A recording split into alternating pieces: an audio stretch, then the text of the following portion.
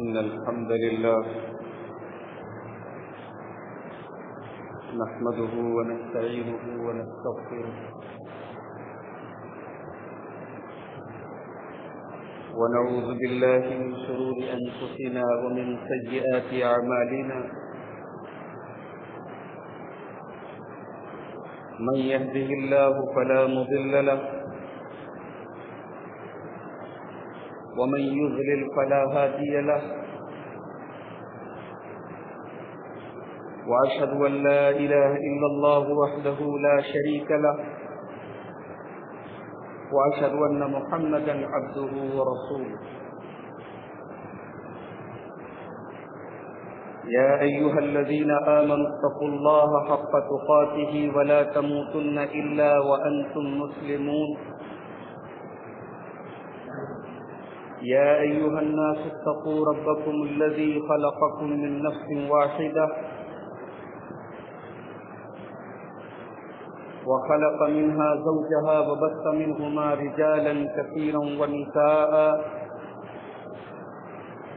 واتقوا الله الذي تساءلون به والأرحام إن الله كان عليكم رقيبا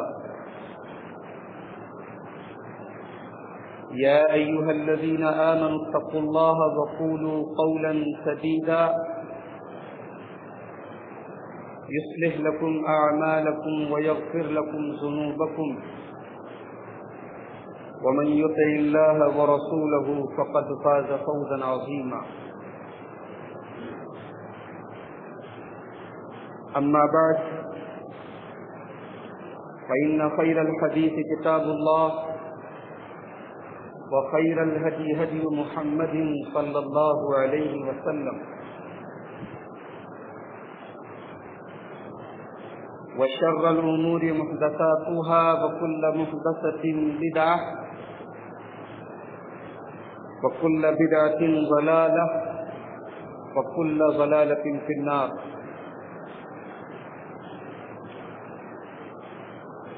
أعوذ بالله من الشيطان الرجيم. بسم الله الرحمن الرحيم. إنما يريد الله ليذهب عنكم الرجس أهل البيت ويطهركم تطهيرا.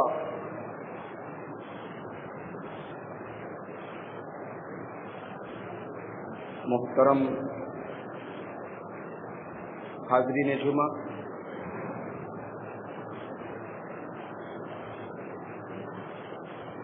اسلامی کیلنڈر کا پہلا مہینہ محرم الحرام کا مہینہ شروع ہو چکا ہے۔ اس مہینے کو ہمارے معاشرے میں عام طور سے حضرت حسین رضی اللہ تعالی عنہ کی شہادت سے جوڑا جاتا ہے۔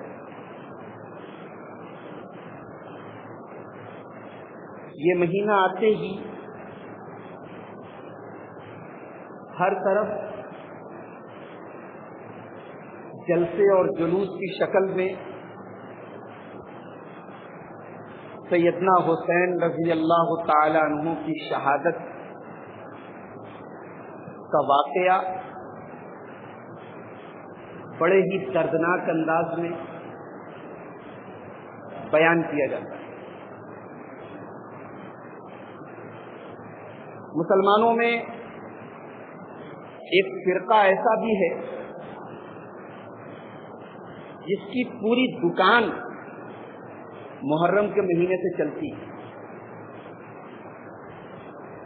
محرم کا مہینہ آتے ہی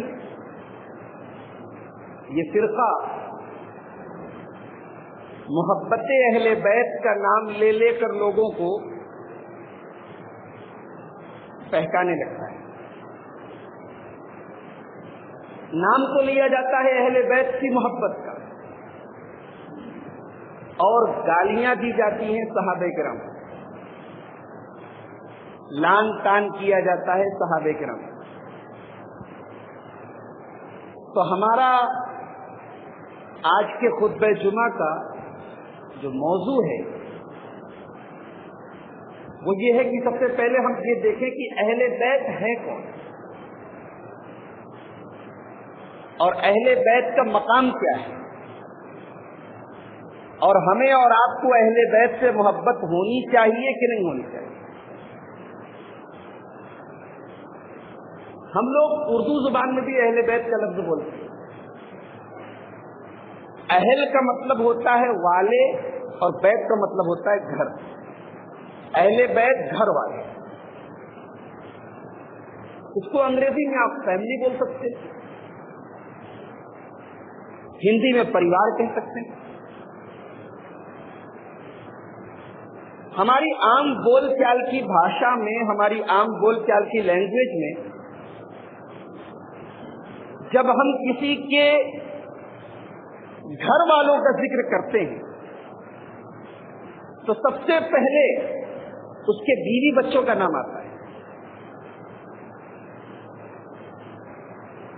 داماد کا نمبر بعد میں آتا ہے، نواسے کا نمبر بعد میں آتا ہے۔ جب بھی ہم کسی کی فیملی، کسی کے پریوار، کسی کے گھر والوں کا نام لیتے ہیں تو سب سے پہلے اس کے بیوی بچوں کا نام آتا ہے۔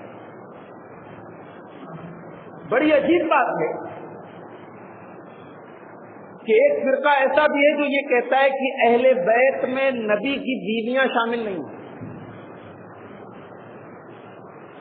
وہ کہتے ہیں کہ اہل بیت کا مطلب 5 لوگ، محمد، علی، فاطمہ، حسن، حسین۔ ان کو پنجتن بھی کہا جاتا ہے، پنجتن 5۔ وہ کہتے ہیں کہ بس یہی اہل بیت اور کوئی اہل بیت۔ لیکن جیسا کہ میں نے بتایا کہ ہماری زبان میں، ہماری بول چال میں لفظ اہل بیت کا مطلب یہ ہوتا ہے کہ بیوی بچے۔ اب بیوی بچوں کو ہی نکال دیا جائے اہل بیت میں سے، یہ بول چال کے خلاف ہے۔ اب آئیے قرآن سے پوچھتے ہیں۔ قرآن کریم سورہ احزاب آیت نمبر 28 سے لے کر آیت نمبر 34 تک، 21ویں پارے کی لاسٹ آیت اور 22ویں پارے کی اسٹارٹنگ کی آیت ذرا ساتھ۔ اللہ تبارک و تعالیٰ فرماتا ہے،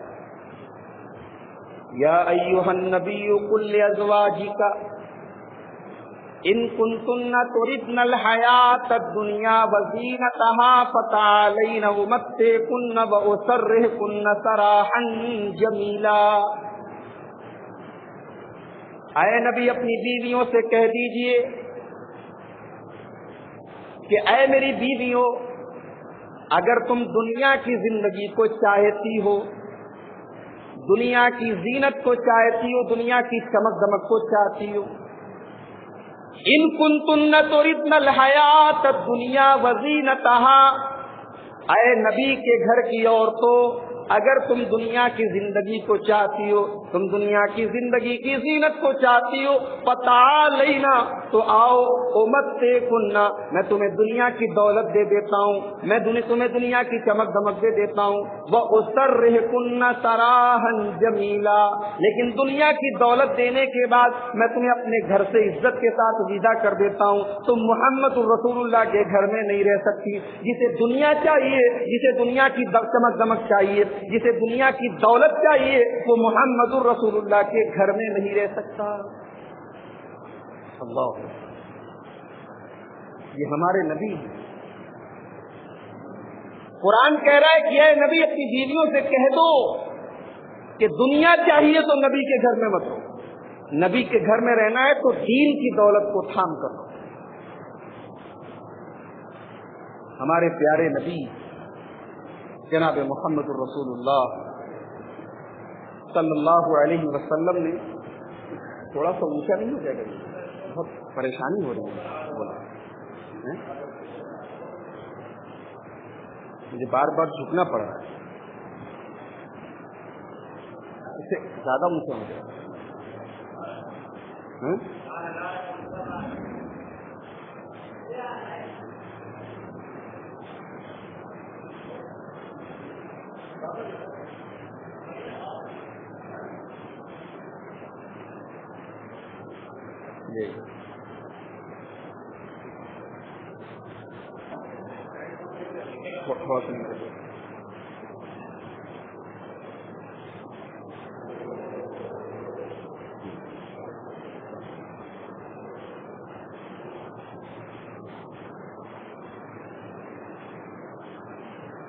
ہمارے نبی نے ہمیشہ دنیا سے اپنے آپ کو دور رکھا، دنیا میں رہے، دنیا میں زندگی گزارا، لیکن اپنے آپ کو اور اپنے بال بچوں کو ہمیشہ یہی تعلیم دی کہ دنیا سے دل مت لگاؤ۔ ایک حدیث دیکھیے بخاری شریف، اللہ کے نبی صلی اللہ علیہ وسلم کی لاڈلی بیٹی حضرت فاطمہ زہرا آپ سے ملنے کے لیے، نہیں، اللہ کے نبی اپنی بیٹی فاطمہ زہرا سے ملنے کے لیے، بخاری کی روایت، اور دروازے سے ہی آپ واپس چلے آئے۔ حضرت فاطمہ کو پتا چلا کہ میرے ابا جان میرے دروازے پر آ کر واپس چلے گئے۔ حضرت فاطمہ نے حضرت علی کو بھیجا کہ جاؤ پوچھو اللہ کے رسول سے، پوچھو میرے ابا جان سے کہ آپ کی بیٹی نے ایسی کون سی غلطی کر دی، کون سی ایسی گستاخی کر دی کہ آپ اپنی بیٹی کے دروازے سے آ کے واپس چلے گئے۔ بخاری کے الفاظ ہیں، حضرت علی رضی اللہ تعالیٰ عنہ اللہ کے نبی کے پاس آتے ہیں، اے اللہ کے نبی کیا بات تھی کہ آپ ہمارے دروازے پر آ کر واپس چلے گئے؟ آپ نے فرمایا، اے علی، جب میں کل اپنی بیٹی کے دروازے پر پہنچا، میں نے دیکھا کہ میری بیٹی کے دروازے پر ڈیزائن دار پردہ لٹکا ہوا ہے، میری بیٹی کے دروازے پر ایسا پردہ لٹکا ہوا ہے جس کے اوپر تصویریں بنی ہیں، ڈیزائن بنی ہیں۔ اے علی، میں محمد الرسول اللہ اور میری بیٹی اس طریقے سے ڈیزائن دار پردے اپنے گھر میں لٹکائے، مالی ولی دنیا، اے علی تم ہی بتاؤ کہ محمد الرسول اللہ کا دنیا سے کیا لینا دینا ہے، میرا دنیا سے کیا تعلق ہے؟ جب میرا دنیا سے کوئی تعلق نہیں ہے تو میری بیٹی کب سے دنیا دار بن گئی؟ میری بیٹی نے کب سے دنیا کو گلے سے لگا لیا؟ حضرت فاطمہ رضی اللہ تعالیٰ عنہ کو جب یہ بات پتہ چلی، انہوں نے فوراً پوچھا کہ اے اللہ کے نبی، وہ پردہ آپ ابھی کہیے، ابھی میں ہٹا دیتی ہوں، کیا کروں میں اس کو؟ آپ نے فرمایا اس کو کسی ضرورت مند گھرانے میں دے دو، اس کو کسی غریب گھر میں جہاں کپڑے کی ضرورت ہو وہاں وہ دے دو۔ یہ ہمارے نبی کا لائف اسٹائل تھا، یہ وہ تربیت تھی جو محمد الرسول اللہ نے اپنے بچوں کو دی۔ میرے بھائیوں، ہم اور آپ آج اپنی زندگی پر غور کریں اور ہم کس طریقے سے اپنے بچوں کی تربیت کریں۔ ہماری پوری زندگی دنیا کے ارد گرد گھومتی، دنیا کتنی کما لے اور یہی ٹریننگ، یہی سبق اپنے بچوں کو بھی دے کے جاتے۔ آج دین یتیم ہو چکا ہے، آج دین کی بات کرنے والا اجنبی ہے۔ آج ہمارے گھر میں سب کچھ ہے، اگر نہیں ہے تو دین نہیں ہے۔ اللہ اپنے نبی سے کہہ رہا ہے کہ اے نبی، اپنی بیویوں سے کہہ دو اگر تمہیں دنیا چاہیے، دنیا کی دولت چاہیے تو آؤ، محمد الرسول اللہ تمہیں دنیا کی دولت دینے کے لیے تیار ہے، لیکن یہ دولت لے کر تم اس گھر سے نکل جاؤ، اس گھر میں تمہیں رہنے کا ادھیکار نہیں۔ وَإِن كُنتُنَّ تُرِدْنَ اللَّهَ وَرَسُولَهُ وَالدَّارَ الْآخِرَةَ، اور اے نبی کے گھر کی عورتوں، اگر تمہیں اللہ تبارک و تعالیٰ سے محبت ہے، تمہیں اللہ کے رسول سے محبت ہے، تمہیں آخرت کا گھر چاہیے یعنی جنت چاہیے، فَإِنَّ اللَّهَ أَعَدَّ لِلْمُحْسِنَاتِ مِنكُنَّ أَجْرًا عَظِيمًا، تو نیک عمل کرو۔ اگر آخرت چاہیے، اللہ اور اس کے رسول سے محبت ہے تو نیک عمل کرو۔ نیک عمل کرنے والوں کے لیے اللہ تبارک و تعالیٰ نے اجر عظیم تیار کر کے رکھا۔ یہ تھی آیت نمبر 28، آیت نمبر 29۔ اب آیت نمبر 30 میں کیا فرما رہا ہے اللہ تعالیٰ؟ یا نساء النبی من یات منکن بفاحشۃ مبینۃ یضاعف لها العذاب ضعفین وکان ذلک علی اللہ یسیرا۔ اے نبی کی عورتوں، اگر تم میں سے کسی نے کوئی بدکاری کا کام کیا، کوئی گندا کام کیا، تو اللہ تبارک و تعالیٰ کی طرف سے اس کو ڈبل سزا دی جائے گی۔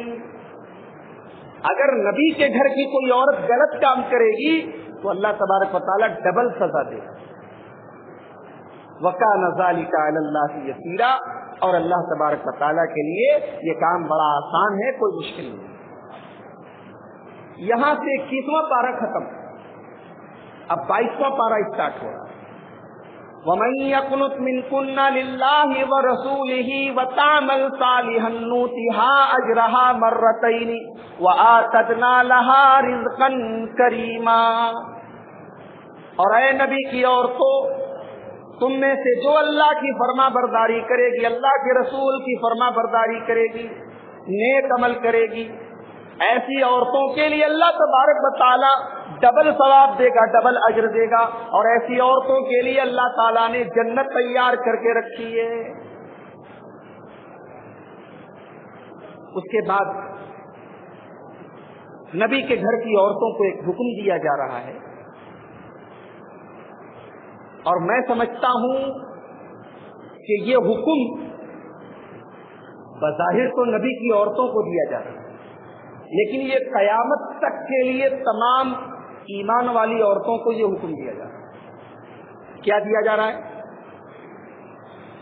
یا نساء النبی لستن کأحد من النساء ان اتقیتن، اے نبی کی عورتوں، تم عام عورتوں کی طرح نہیں ہو۔ اگر واقعی میں تم اللہ کے نبی کے گھر کی عورتیں ہو اور تمہارے دلوں میں اللہ کا ڈر ہے، اللہ کا تقویٰ ہے، تو کان کھول کر سن لو، تمہارا مقام بہت اونچا ہے۔ اے نبی کے گھر کی عورتوں، تم کوئی معمولی عورت نہیں ہو، تم نبی کی بیوی ہو، تم سارے ایمان والے مردوں کی ماں ہو۔ یہ نبی کی بیویوں کو مقام حاصل ہے۔ نبی کی بیویاں ہماری کیا ہیں؟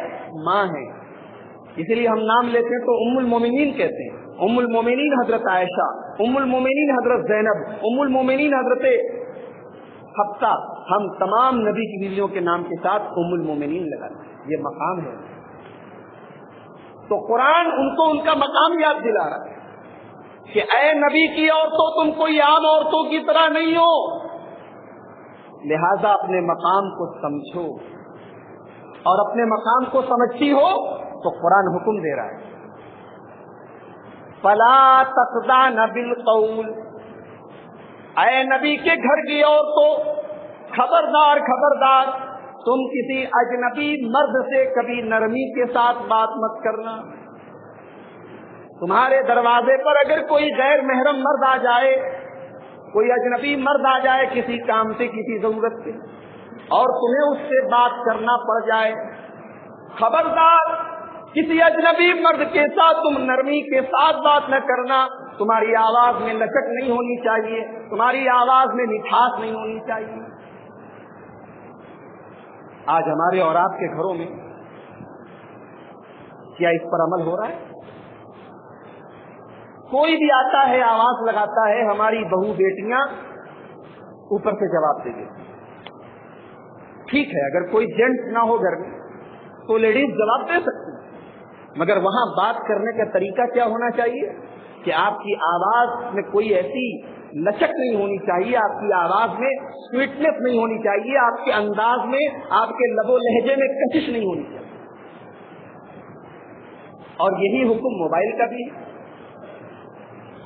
آپ نے اپنے گھر میں اگر عورتوں کے ہاتھ میں موبائل دیا ہے تو ان کو قرآن کی یہ آیت بھی سنا دی۔ آج بڑا فتنہ پیدا ہو رہا ہے اس موبائل سے، اگر فائدہ ہے تو نقصان کم نہیں ہے۔ اور اگر آپ کو یقین نہ آتا ہو تو ذرا رات کے آخری حصے میں آپ نکل کے ذرا مسلم سوسائٹی کا حال دیکھیے، ہر گھر سے کہیں نہ کہیں दो चार नौजवान लड़के लड़कियों की आवाज आपको जरूर सुनाई दे रही होगी जो राजो न्याज की बातें कर रहे हैं। बड़े फितने बर्पा हो रहे हैं मेरे भाइयों इस मोबाइल। कुरान हकीम नबी के घराने की औरतों से मुखातब होकर उनको ये हुक्म दे रहा है कि ऐ नबी के घर की औरतों, खबरदार किसी अजनबी मर्द से तुम नरमी के साथ बात नहीं करना, लचक के साथ बात नहीं। तो क्या मतलब?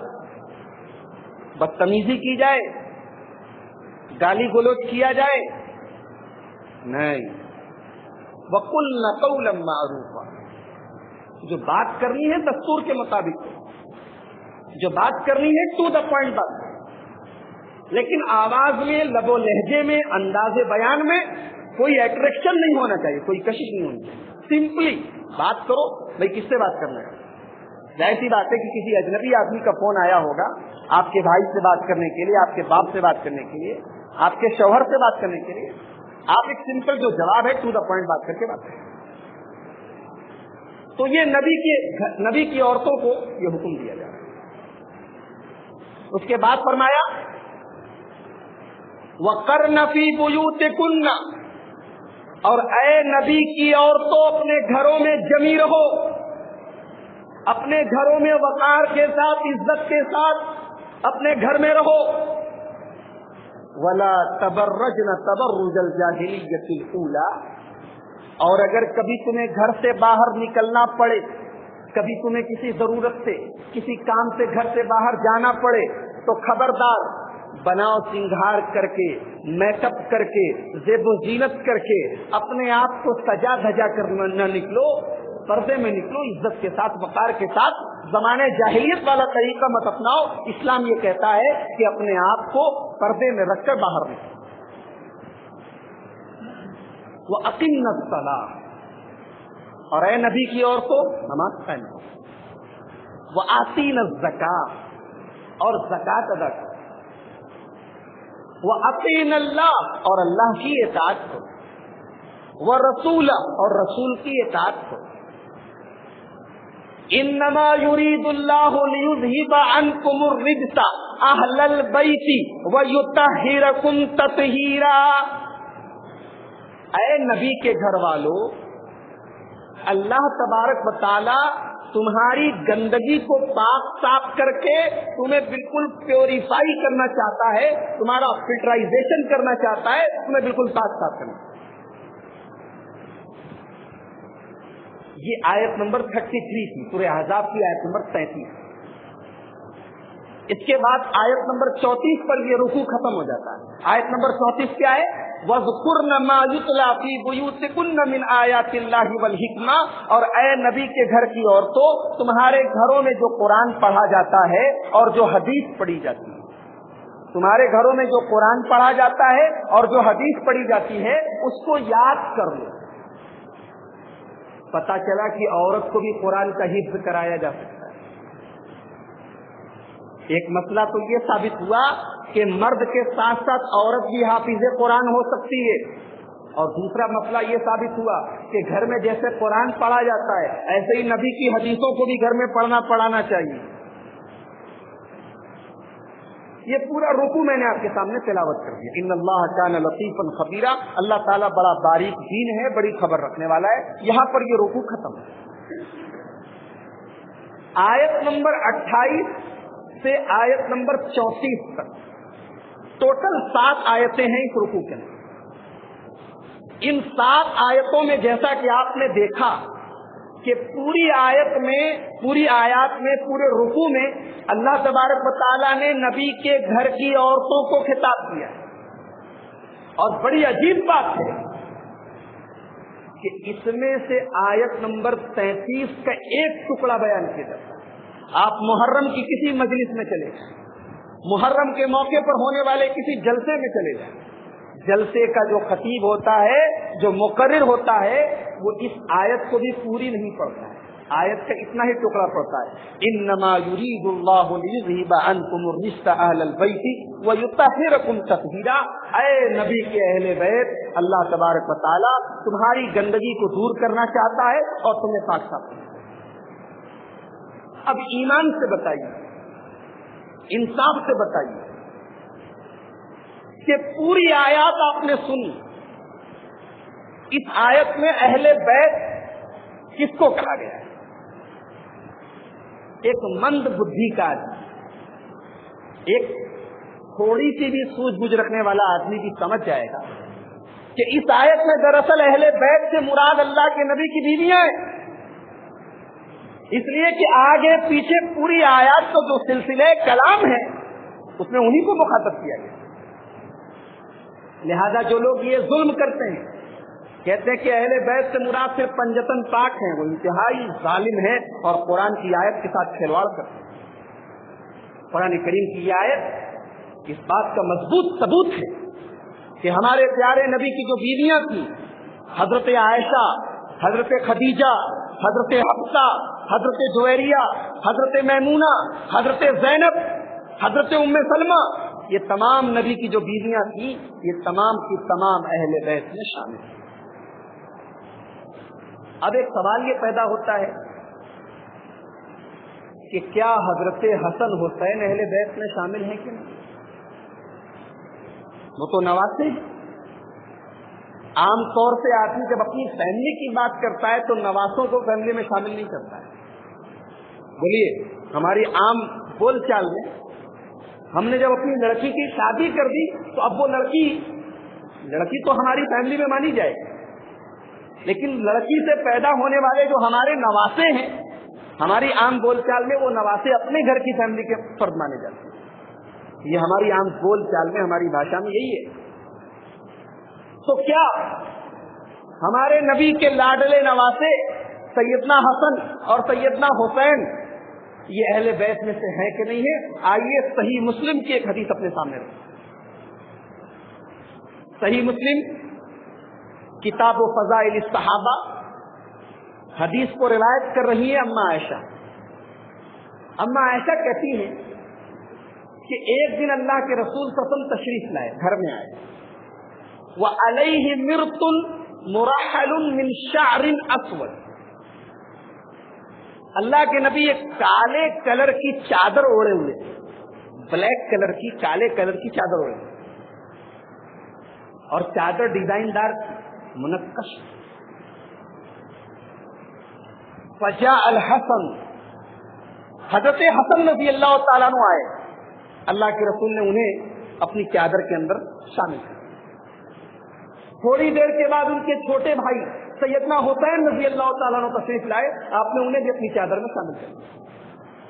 थोड़ी देर के बाद हजरत अली रजी अल्लाह ताला अन्हु तशरीफ लाए, आपने उन्हें भी अपनी चादर में शामिल किया।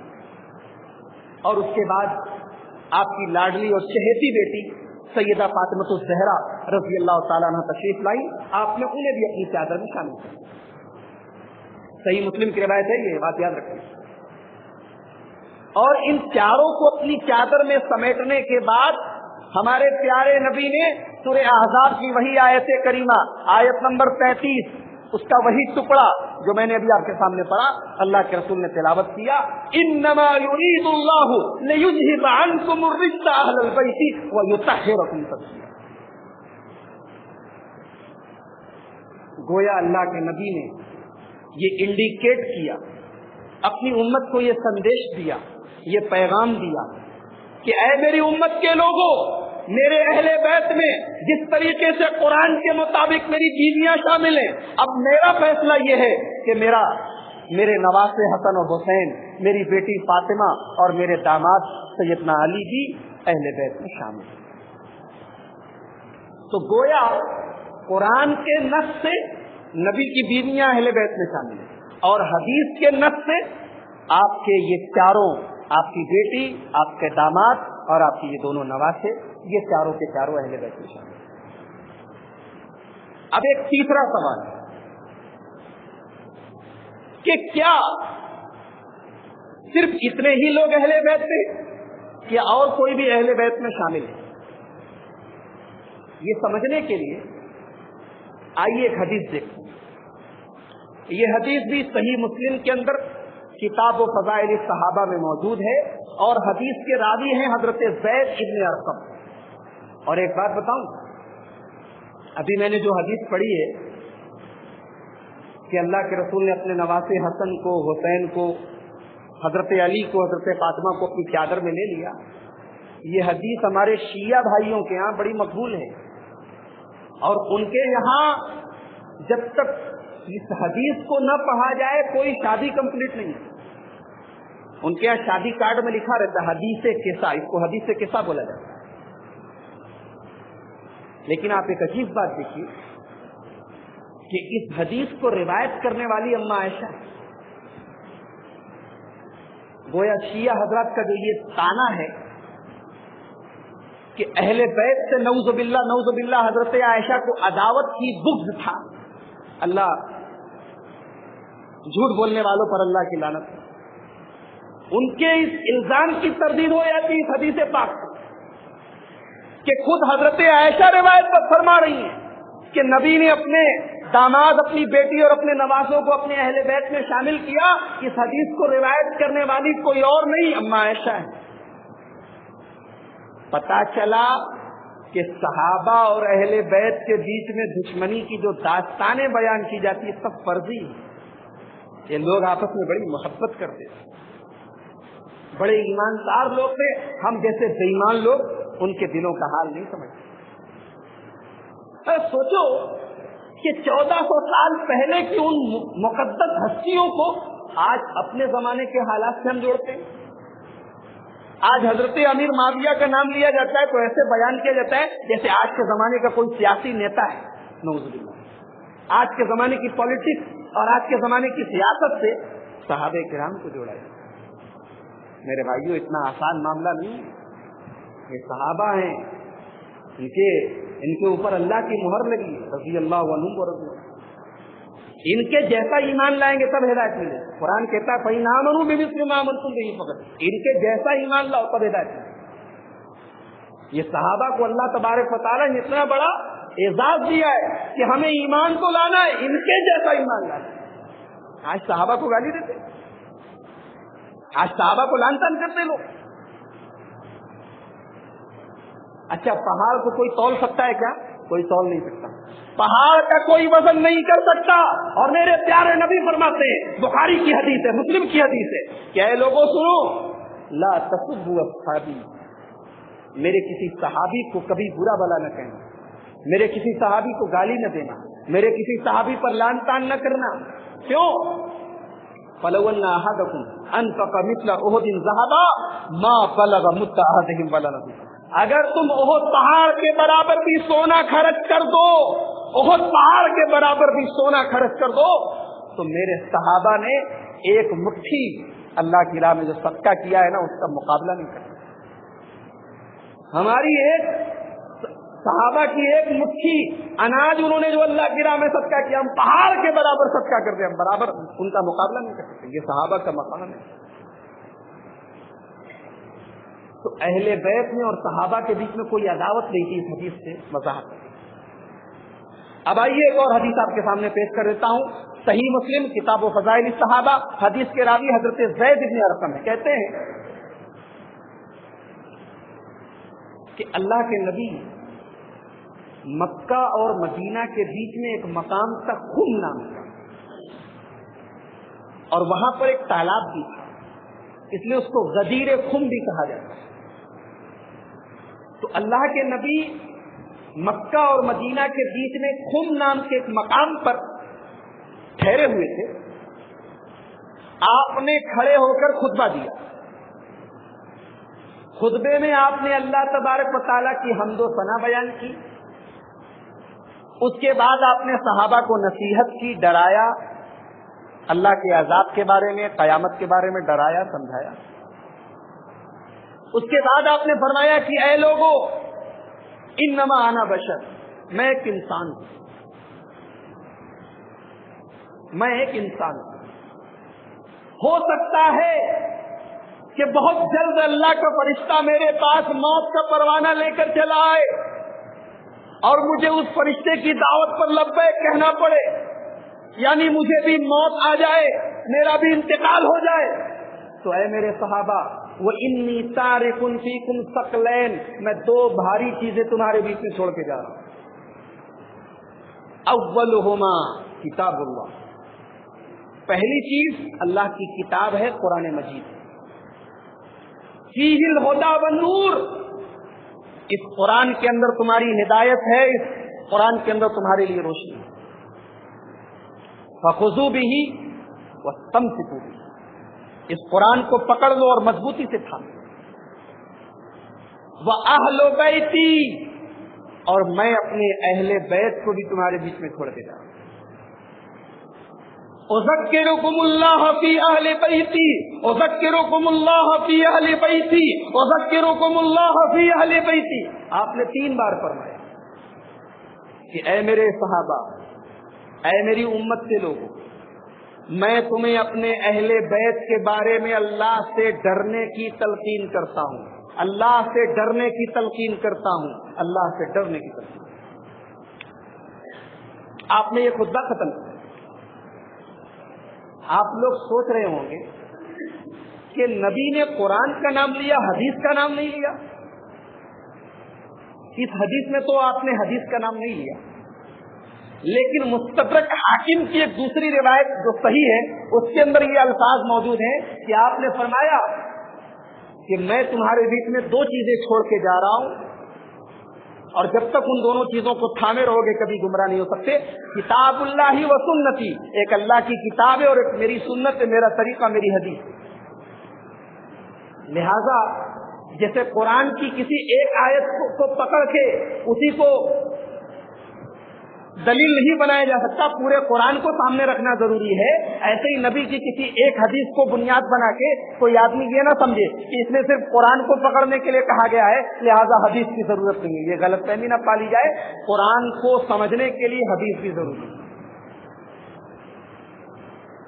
तो हदीस बयान करने के बाद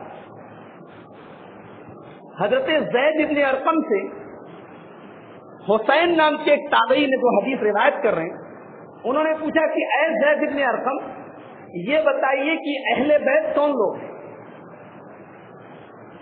क्या नबी की बीवियां अहले बैत में से नहीं है? हजरत ज़ैद इब्न अरकम ने फरमाया, अरे नहीं नहीं, नबी की बीवियां तो अहले बैत में हैं, वो तो ऑलरेडी शामिल है। लेकिन अहले बैत का लफ्ज जब बोला जाएगा तो उसका मतलब अल्लाह के नबी के खानदान के वो लोग हैं जिनके ऊपर सदका हराम है, जो सदका का माल नहीं एक्सेप्ट कर सकते, जो ज़कात की रकम एक्सेप्ट नहीं कर सकते। अब अल्लाह के नबी के घराने में ये कौन कौन लोग हैं? हजरत ज़ैद इब्न अरकम ने फरमाया कि आले अली हैं, आले अकील हैं, आले जाफर हैं, आले अब्बास। हजरत अली का पूरा खानदान है, हजरत अकील का पूरा खानदान है, हजरत अब्बास जो नबी के चचा हैं उनका पूरा खानदान है, और हजरत जाफर जो नबी के चचा हैं उनका पूरा खानदान। इन चारों की पूरी फैमिली ये अहले बैत में शामिल है, इनके ऊपर सदका हराम है। ये सही मुस्लिम की हदीस से क्लियर हो। तो हमारी अब तक की गुफ्तगू का खुलासा क्या निकला कि अहले बैत में नबी की बीवियां शामिल हैं, अहले बैत में अल्लाह के रसूल के दामाद हजरत अली मुर्तजा, आपकी बेटी हजरत फातिमा ज़हरा और आपके नवासे सैयदना हसन और हुसैन शामिल। और अहले बैत से मुराद वो तमाम लोग हैं जिनके ऊपर सदका हराम है। अब सवाल ये है कि जब सैयदना हुसैन रज़ी अल्लाह तआला अन्हु अहले बैत में शामिल हैं, तो उनकी शहादत के नाम पर हम लोग ताज़िया क्यों नहीं निकालते? उनके नाम का मातम हम लोग क्यों नहीं करते? उनकी शहादत पर हम कोई जलसा क्यों नहीं करवाते? ये एक सवाल है। इसका जवाब ये है कि हमारे मज़हब इस्लाम ने हमें खुशी और गम मनाने का तरीका भी सिखाया है। नो डाउट कि सैयदना हुसैन रज़ी अल्लाह तआला अन्हु की शहादत एक इंतहाई दर्दनाक और अफसोसनाक वाक़या है, और जो लोग भी इस शहादत के जिम्मेदार थे उनके ऊपर अल्लाह तबारक व तआला की लानतें बरसती हैं और बरसती रहेंगी। लेकिन इस शहादत का गम मनाने के लिए हमें अपने नबी के पास जाना चाहिए कि हमारे नबी ने किसी की वफात पर कैसे गम मनाया। बुखारी के अल्फाज हैं ہمارے نبی کا اپنا بیٹا ابراہیم کا انتقال، نبی کے اکلوتے بیٹے ابراہیم کا انتقال ہوا، بیٹے کی لاش اللہ کے نبی اپنی گود میں اپنے ہاتھوں میں لیے اور آپ کی آنکھوں سے آنسو دے رہے۔ صحابہ کرام کہتے کہ اے اللہ کے رسول، آپ رو رہے ہیں، آپ کی آنکھوں سے آنسو بہ رہے۔ اللہ کے نبی فرماتے ہیں ھذہ رحمت جعلہ اللہ فی قلوب عبادہ۔ اے میرے صحابہ، بیٹے کے مرنے پر اگر باپ کی آنکھوں سے آنسو نہ آئے تو باپ کیسا؟ یہ تو رحمت کی نشانی، یہ تو اللہ تبارک و تعالیٰ نے اپنے بندوں کے دلوں میں جو رحمت کا مادہ رکھا ہے، جو رحمت کا جذبہ رکھا ہے، یہ اس کا اظہار ہے۔ یہ ایک بیٹے کی وفات پر ایک باپ کا غم ہے جو آنسو کی شکل میں ہے۔ اس کے بعد ہمارے نبی نے جو جملہ کہا ہے وہ آج حسین کے نام سے تماشا کرنے والوں کے منہ پر تھپڑ ہے، وہ آج فاطمہ کے لال کا نام لے لے کر بازاروں اور مارکیٹوں میں شور کرنے والوں کے منہ پر تماشا ہے، وہ غم حسین کے نام پر حسین کے نانا کے دین کا مذاق اڑانے والوں کے منہ پر زوردار تھپڑ ہے۔ میرے نبی کے زبان سے اپنے بیٹے کے انتقال کے موقع پر جو جملہ نکل رہا ہے، میرے بھائیوں، ہم سب کے لیے وہ جملہ ایک مثال ہے۔ اگر ہم میں سے کسی کا ایک لوتا بیٹا دنیا سے چلا جائے تو اس کے دل کا عالم ہم سمجھ سکتے ہیں۔ نبی کا ایک لوتا بیٹا ہے، نبی کا ایک لوتا بیٹا دنیا سے جا رہا ہے، نبی کی آنکھوں سے آنسو بہ رہے، نبی کے دل کو صدمہ پہنچائے، نبی کے دل کو ٹھیس پہنچی ہے، لیکن نبی کی زبان پر جملہ کیا ہے؟ ان العین تدمع والقلب یحزن ولا نقول الا ما یرضی ربک۔ آنکھوں سے آنسو بہ رہے، دل غمگین ہے، مگر زبان سے کوئی ایسی بات ہم نہیں کہیں گے جس سے ہمارا پروردگار ناراض ہو جائے۔ اے ابراہیم، تیرے جانے سے ہم دکھی ہیں، تیرے جانے کا صدمہ ہے، لیکن محمد الرسول اللہ اپنی زبان سے کوئی ایسا جملہ نہیں نکالے گا جس سے میرا رب ناراض ہو۔ حسین کی شہادت کا غم ہمیں بھی، مگر اگر آج ہم نے حسین کے نام پر ایک تعزیہ نکالا تو ہمیں امیر حمزہ کے نام کا بھی ایک تعزیہ نکالنا پڑے گا، ہمیں ایک محرم کو عمر فاروق کے نام کا بھی ایک تعزیہ نکالنا پڑے گا، ہمیں 18 ذی الحجہ کو عثمان غنی کے نام کا بھی ایک تعزیہ نکالنا پڑے گا۔ کس کس کا تعزیہ نکالیں گے؟ کس کس کا غم منائیں گے؟ کس کس مہینے میں ہم لوگ شادیاں نہیں کریں گے؟ کس کس مہینے میں ہم گوشت نہیں کھائیں گے؟ کس کس دن ہم لوگ جھاڑو نہیں لگائیں گے؟ کیا کیا ہو رہا ہے غم کے نام پر آج کل؟ کیا کیا ہو رہا ہے؟ تماشے مارے جا رہے ہیں، کپڑے پھاڑے جا رہے ہیں، بلیڈ سے سینہ چاک کیا جا رہا ہے۔ یہ نبی کی تعلیم ہے؟ ارے اسلام چھوڑو، یہ تمام کام انسانیت کے خلاف ہے۔ ایک سیدھا سادہ انسان، کسی بھی دھرم کا ماننے والا، کسی بھی مذہب کا ماننے والا، وہ دیکھ کے شرمائے گا کہ کیا یہ مذہب ہو سکتا ہے، یہ کوئی دین ہو سکتا ہے۔ اللہ سمجھ عطا فرمائے۔ اللہ ہم سب کو اپنے نبی کے اہل بیت سے سچی محبت کرنے کی توفیق عطا فرمائے۔ جہاں تک حسن و حسین کی بات ہے میرے بھائیوں، یہ نبی کے دو پھول ہیں۔ اور میرا وقت ختم ہو رہا ہے، ورنہ بخاری کی وہ حدیثیں آپ کے سامنے پیش کرتا ہوں۔ اللہ کے نبی حضرت اسامہ ابن زید کو اور حضرت حسن کو، یہ دونوں بچے ہیں، اللہ کے نبی دونوں کو سینے سے لگا کے کہتے ہیں اللہم انی احبہما فاحبہما، اے اللہ میں اپنے ان بچوں سے بڑی محبت کرتا ہوں، اے اللہ تو بھی ان سے محبت کر۔ یہ حسین ہے، بخاری کی روایت ہے، ابو بکر رضی اللہ تعالیٰ عنہ حسین کو گودی میں لے کے کھلا رہے ہیں اور کہتے ہیں، علی مرتضیٰ کے سامنے کہتے ہیں بے ابی شبیہ بالنبی لیس شبیہ بے علی، اے علی میرے ماں باپ اس بیٹے پر قربان ہو جائیں، نبی کا یہ نواسا نبی کے جیسا دکھتا ہے، علی کے جیسا نہیں۔ اور بخاری کی روایت ہے، جب سیدنا حسین کا سر شہادت کے بعد ابن زیاد کے پاس لایا گیا تو وہ چھڑی سے کمبخت کوریدنے لگا، وہ حسین رضی اللہ تعالیٰ عنہ کے سر کو کوریدنے لگا۔ صحابی رسول حضرت انس بن مالک وہاں پر موجود تھے، انہوں نے بڑے دردناک انداز میں کہا کہ اے ابن زیاد، تجھے پتا ہے یہ وہ سر ہے، یہ وہ نواسا ہے کہ جو اللہ کے رسول سے بڑا ملتا جلتا ہے اس کا چہرہ نبی سے بڑا ملتا جلتا ہے۔ بخاری کی روایت ہے، حضرت ابو بکر رضی اللہ تعالیٰ عنہ کہتے ہیں صحابہ کرام سے، ارقبوا محمدن فی بیتہ، ارقبوا محمدن فی اہل بیتہ، اے لوگو محمد کے گھرانے والوں کا خیال رکھو۔ اس میں کوئی شک نہیں کہ میرے نبی کے اہل بیت کے ساتھ جن لوگوں نے ظلم کیا ان کو تاریخ کبھی معاف نہیں کرے گی، ان کو اللہ کبھی معاف نہیں کرے گا، لیکن جن کے بارے میں ثبوت نہیں ملتا کہ ان کا قتل حسین میں کوئی ہاتھ تھا، آج ان کا نام لے کر ہم لعنت کریں، ہم امیر معاویہ کے اوپر لعنت کریں، ہم حضرت مغیرہ ابن شعبہ پر لعنت کریں، ہم عثمان غنی پر لعنت کریں، ہم ابو بکر و عمر پر لعنت کریں، تو ہم اپنے ایمان کو خطرے میں ڈال دیں۔ یہ وہ ہستیاں ہیں جن کا شہادت حسین سے کوئی تعلق نہیں۔ جہاں تک یزید بن معاویہ کی بات ہے، یزید بن معاویہ کے بارے میں بھی اگر انصاف سے اگر جائزہ لیا، کیونکہ یہ بڑا جذباتی مسئلہ ہے، شہادت حسین کا مسئلہ یہ سیدھے ہمارے جذبات سے اس کا تعلق ہے، تو اس لیے اس میں ہاتھ لگانا سمجھو کہ بھیڑ کے چھتے میں ہاتھ ڈالنا ہے۔ لیکن اگر یزید بن معاویہ کے بارے میں بھی اگر انصاف سے، تعصب کا چشمہ اتار کے اگر انصاف سے جائزہ لیا جائے تو شہادت حسین میں ان کا کوئی رول نظر نہیں آتا۔ ہم زیادہ سے زیادہ یہ کہہ سکتے ہیں کہ انہوں نے قتل کرنے والوں سے انتقام نہیں لیا، انہوں نے شہید کرنے والوں سے بدلہ نہیں لیا، یہ ایک ان کے اوپر ایک جو ہے ان کے خلاف ایک کیس بن سکتا ہے، لیکن شہادت حسین میں ان کا کوئی ہاتھ ہونا یا اس شہادت پر ان کا راضی ہونا تاریخ کی کسی معتبر روایت سے ثابت نہیں ہے۔ اور خاص طور سے جب بخاری شریف کی وہ حدیث ہمارے سامنے موجود ہے جس میں اللہ کے رسول صلی اللہ علیہ وسلم نے غزوہ قسطنطنیہ کے تمام فوجیوں کو آپ نے مغفور لہم کہا ہے، اور تاریخ کی یہ ایک حقیقت ہے کہ بالاتفاق اس امیر کے لشکر یزید بن معاویہ تھے، تو ہمیں ان کے بارے میں بھی اپنی زبان کو بڑی احتیاط کے ساتھ استعمال کرنا چاہیے۔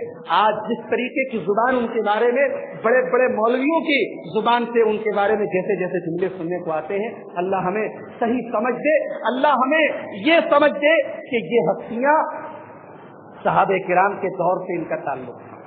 اگر سیدنا حسین رضی اللہ تعالیٰ عنہ حق اور باطل کی لڑائی لڑنے کے لیے گئے تھے تو صحابہ کرام کی بڑی تعداد موجود تھی، اس لڑائی میں ان کو ساتھ دینا چاہیے۔ آج کہا جاتا ہے قتل حسین اصل میں مرگ یزید تھا، اسلام زندہ ہوتا ہے ہر کربلا کے بعد۔ میں کہتا ہوں اسلام کبھی مردہ نہیں ہوا ہے، اسلام کربلا کے پہلے بھی زندہ تھا، کربلا کے بعد بھی زندہ تھا، اور آج بھی زندہ، اور انشاءاللہ قیامت تک زندہ رہے۔ یہ اسلام کی توہین ہے کہ ہم کہیں کہ اسلام کربلا کے بعد زندہ ہوا۔ یہ کوئی حق اور باطل کی لڑائی نہیں تھی، یہ سراسر ایک ظلم تھا۔ حسین رضی اللہ تعالیٰ عنہ کی تمام پیشکش کو ٹھکرا کر ان کے اوپر ظلم کیا گیا تھا، اور ان کے گھرانے والوں کے سامنے ان کو اور ان کے بچوں کو ذبح کیا گیا۔ تو یہ بات یاد رکھی جائے کہ اس کو حق اور باطل کا ایک معرکہ قرار دینا یہ بہت بڑا سفید جھوٹ ہے۔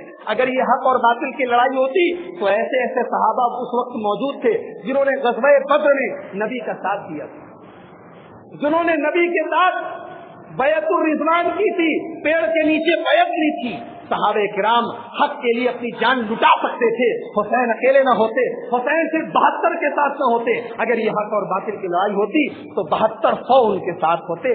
حقیقت یہ ہے کہ حضرت حسین رضی اللہ تعالیٰ عنہ کا کوفہ کی طرف نکلنا یہ ان کی ایک اجتہادی غلطی تھی۔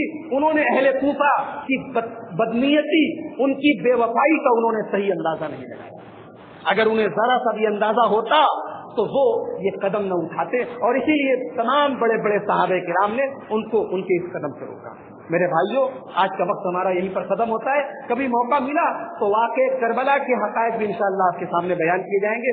اللہ تبارک و تعالیٰ سے دعا ہے اللہ تعالیٰ ہمیں حق بات کو سمجھنے اور حق بات کو قبول کرنے کی توفیق عطا فرمائے، اور باطل کو سمجھنے اور باطل سے دور رہنے کی توفیق عطا فرمائے۔ اللہ تعالیٰ ہمیں اپنے نبی کے تمام صحابہ سے، اپنے نبی کے تمام اہل بیت سے سچی محبت کرنے کی توفیق عطا فرمائے۔ اللہ تعالیٰ کسی کے اوپر بھی لان تان کرنے کے معاملے میں ہمیں اپنی زبان کو احتیاط کے ساتھ استعمال کرنے کی توفیق عطا فرمائے۔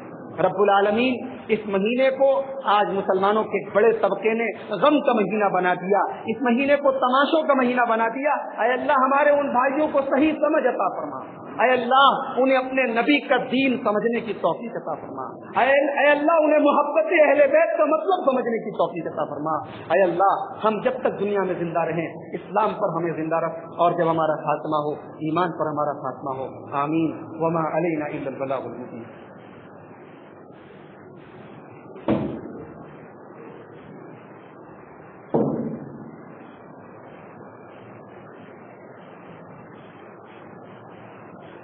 الحمد لله كفى وسلام على عباده الذين اصطفى، أما بعد، أعوذ بالله من الشيطان الرجيم، بسم الله الرحمن الرحيم،